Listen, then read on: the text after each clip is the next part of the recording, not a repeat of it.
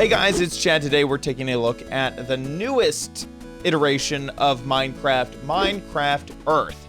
Now, I hope that I don't get Minecraft Earth confused with Minecon Earth, which is now Minecon Live. So just know that they sound very similar, and I may say something wrong, but that's what's going on. Minecraft Earth is a brand new game from Mojang and Microsoft that takes the Minecraft universe and reimagines like it completely differently, like absolutely a totally new way to play Minecraft. I have read through the press release, through the news articles, and have come up with my own opinion of what this game will be like. As of now, there are no actual videos or photos of what the actual app is like. We are only going off of press releases and news articles. So I'm gonna make some guesses during this video as to what the game will actually be like to play, because a lot of these articles that I've seen have gone into sort of the tech and the story of Minecraft, but they haven't really focused on what the gameplay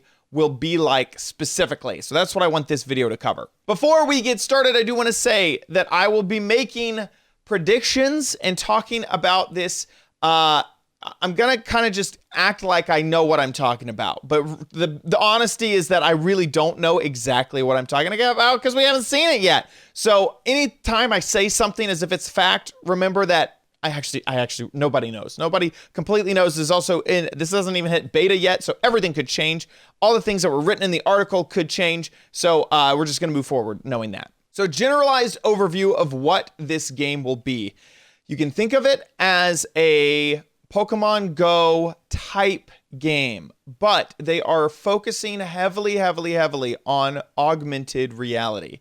If you don't know what augmented reality is, or AR as it's sometimes referred to, it's where you use your phone as a window into the world, the virtual world that you'll be seeing. So you move your phone to use the camera and the virtual world is overlaid on the real world.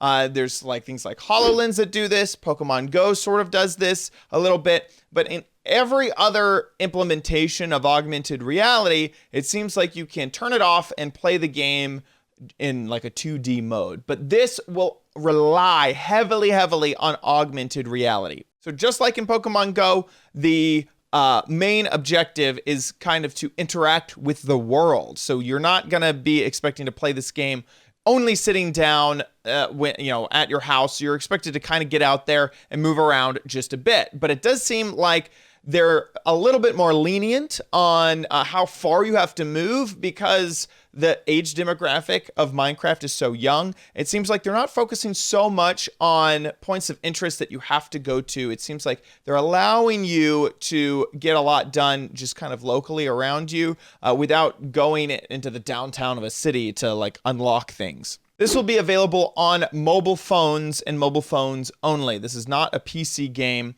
It'll be on iOS and Android. So the game comes in sort of two different types of gameplay style. There's the adventure style where you're going out, you're collecting items, and there is more of a building style where you're using those items and resources that you've collected to build something and then share it with the world. And both of those have multiplayer built in. Let's talk about adventuring.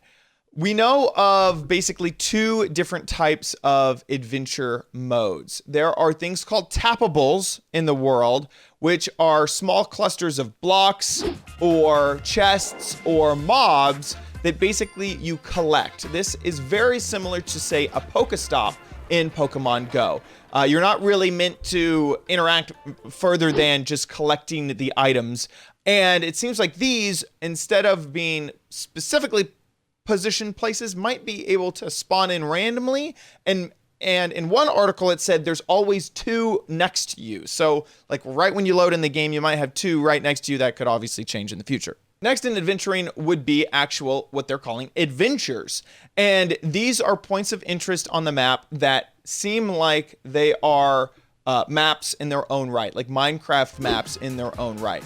They describe it in the press release as small slices of Minecraft worlds that you can play in real life augmented reality. You can mine or you can fight. Some of these will be passive, some of these will be PvE where you're fighting mobs. It seems like it's kind of a randomized chance on what you're gonna get. maybe you'll just mine up some diamonds and hooray, you're done. Great.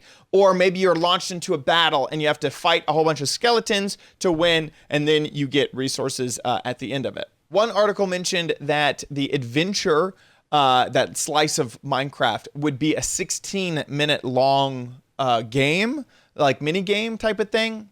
That could obviously fluctuate, but you're thinking of it, but that's how you should think of it, is this is going to be something you're not just passively like, oh, let me collect that. You're actually going to be interacting for a while playing this game. And you can play this with other people with multiplayer.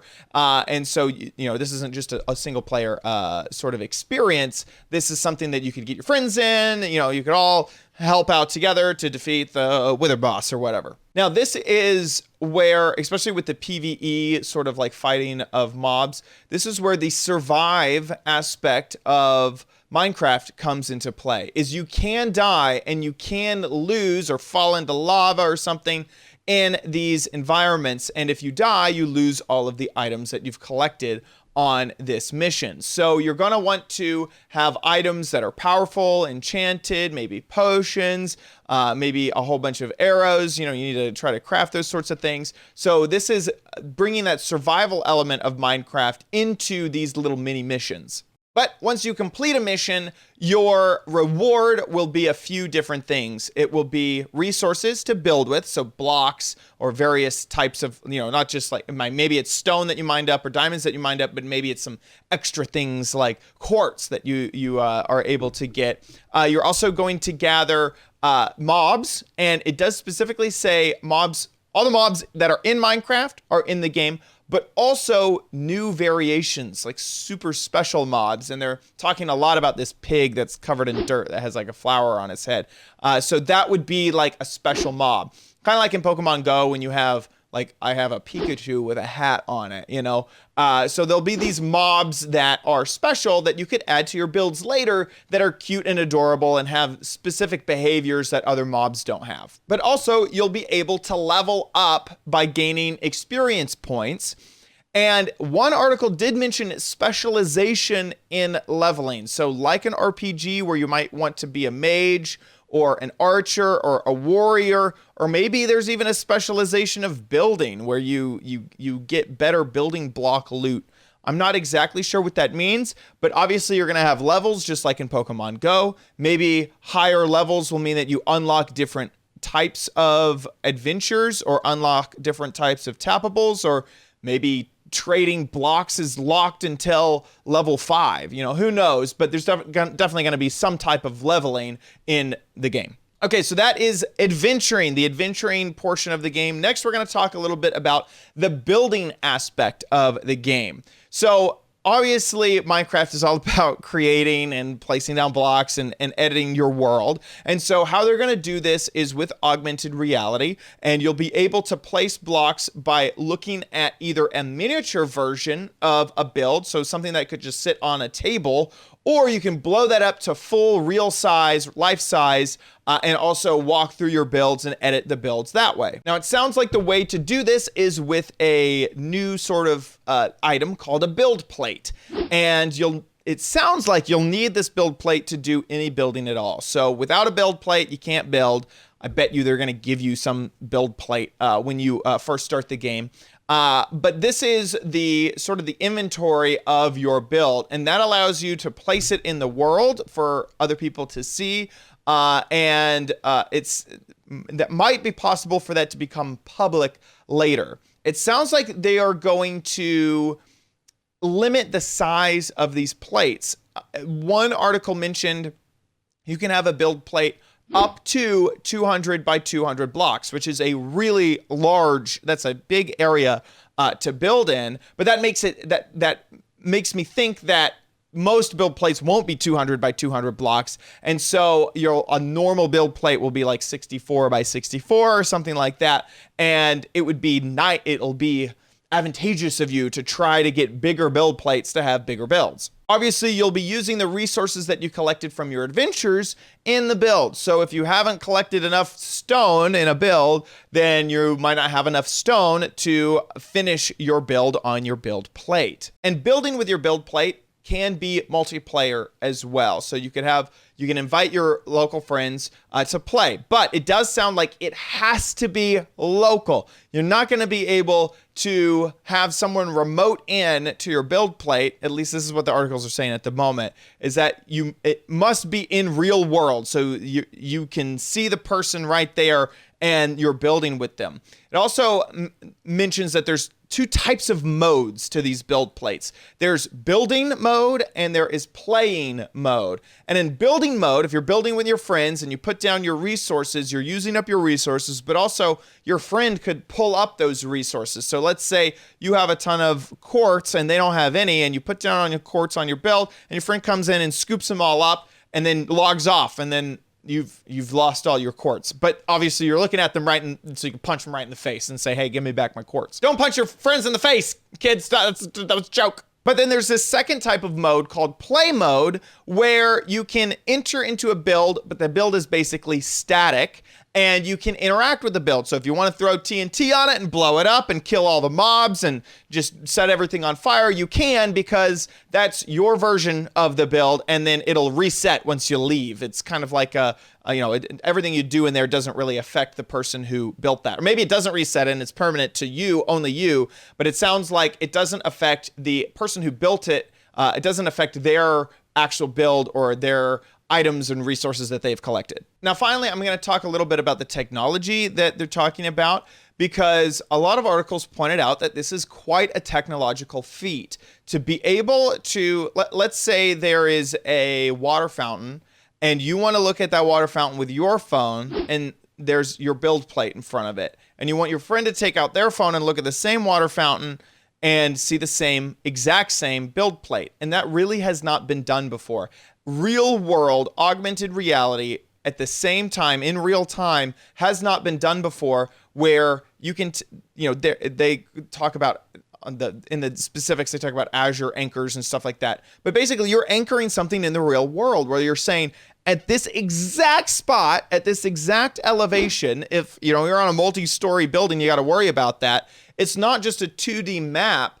It is a 3-dimensional map in elevation, exactly where you are, and multiple people are looking at it at the same time. That's actually some pretty hardcore and interesting technology that's going into making sure that that works seamlessly so that everybody can experience the exact same thing. Another interesting thing about technology is that this will be the Bedrock version of the game. So everything you are used to with the Bedrock version, including redstone, water flow, how mobs get sent off in various directions if you blow up TNT, everything with Bedrock Edition will work in this version of the game, which is really cool that they're not completely redoing a new version that doesn't have a lot of the same parity. That's you put down coral blocks and they'll die because they're not touching water or whatever.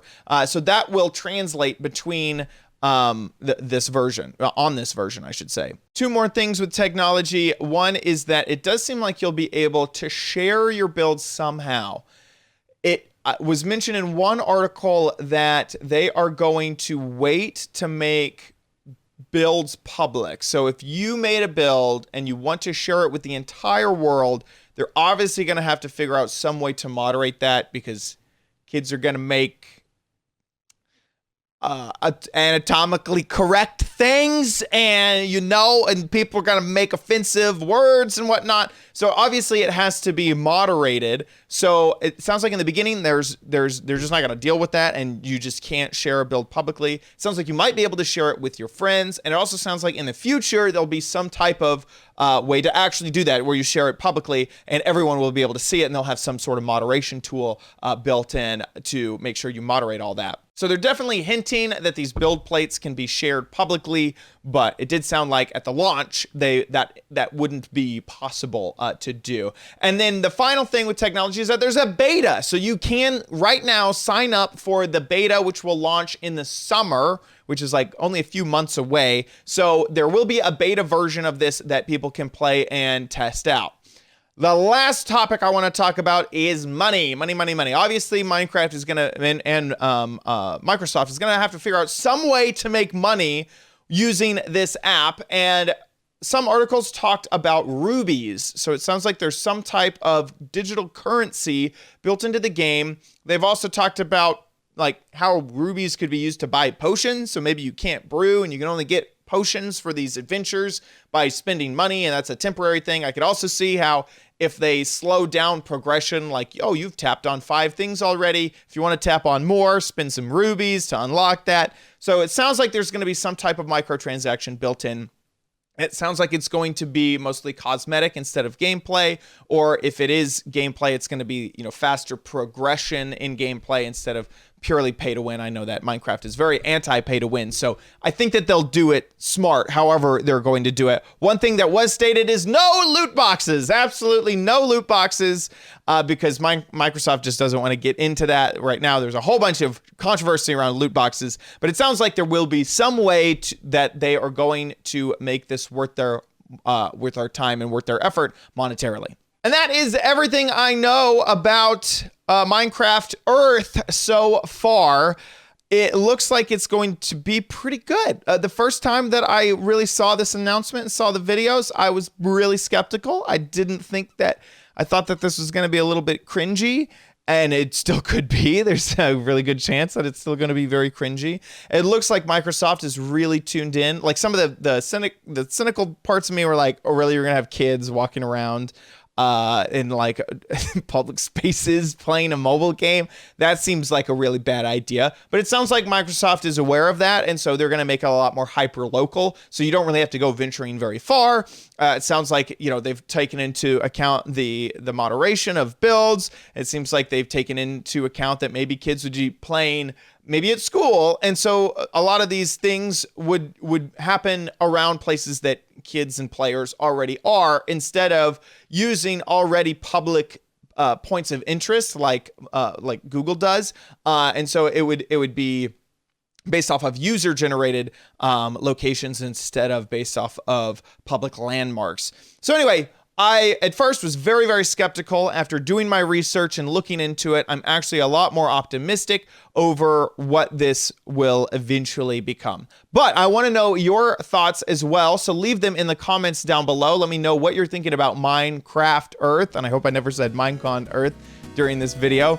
If you enjoyed this video, please give this video a like. It really helps the channel if you leave a like on this video. Also, make sure you subscribe for future videos, tips, tricks, tutorials, spotlights, and I guess news here on OMGcraft. I'll see you next time. Bye.